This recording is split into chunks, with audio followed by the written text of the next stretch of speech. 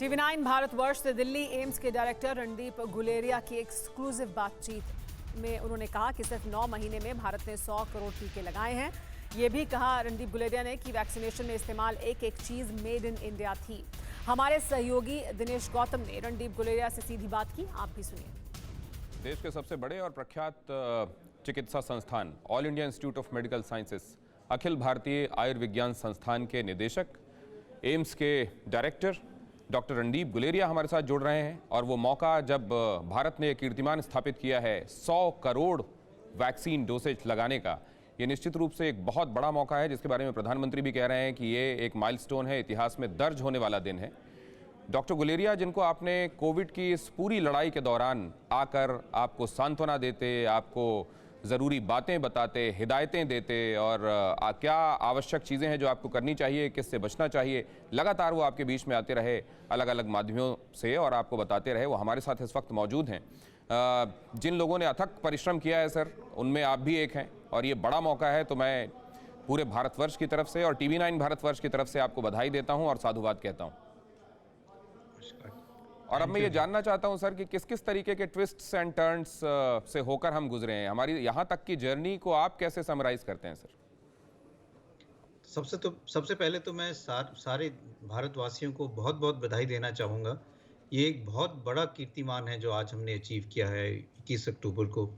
जब हमारी vaccine drive शुरू हुई थी 16 जनवरी को, तो कई देशों ने ये कहा था कि भारत को 100 करोड़ का जो टारगेट है उसमें कई साल लग जाएंगे, और हमने ये करके दिखाया कि 9 महीने में ही हमने 100 करोड़ टीके जो हैं वो सारे अपने देशवासियों को लगा दिए। ये वो टीके हैं जो भारत में ही बने हैं, बाहर से हमने कोई टीका नहीं लिया। सिरिंजेस और नीडल जो लगाई हैं वो भी यहाँ की हैं, और टीकाकरण जिन्होंने किया है और जो हमने ऐप यूज़ किया है, जो कोविन का जो हमने इस्तेमाल किया है, वो सारा मेड इन इंडिया है। डॉक्टर गुलेरिया, कई इस दौरान कई मोड़ ऐसे भी आए जहाँ पर लगा कि चीज़ें लगता है कि अंतर विरोध में चल रही हैं, नई बीमारी, नई खोजें, नए चैलेंज। जब तक एक चीज़ समझ में आती थी, लगता था कि कहीं इसी को कॉन्ट्रडिक्ट करने वाली कोई बात आने वाले दिनों में प्रकाश में आने वाली है क्या।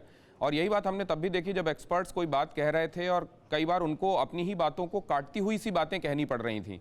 ये इस सब के बीच में रिसर्च एंड डेवलपमेंट, इस सब के बीच में वो सप्लाई चेन, इस सब के बीच में लोगों को जोड़ना और इसको क्योंकि मुझे याद है जब गवर्नमेंट ने ये कहा कि विद इन दिस ईयर हम लोग सारे लोगों को वैक्सीनेट कर देंगे, तो बहुत सारे लोगों ने कहा कि मौजूदा रफ्तार से ये मुमकिन कैसे होगा, और आज लग रहा है कि ये मुमकिन क्यों नहीं हो सकता। तो ये बीच बीच में किस किस तरीके के दौर देखे हैं सर हमने? बिल्कुल, हमने कई दौर देखे वैक्सीन की। अगर हम बात करें, शुरू में यही था कि ये वैक्सीन सफल होंगी या नहीं, हमारी जो वैक्सीन बन रही है यहाँ वो ठीक से बनी है या ना, कामयाब होंगी या नहीं।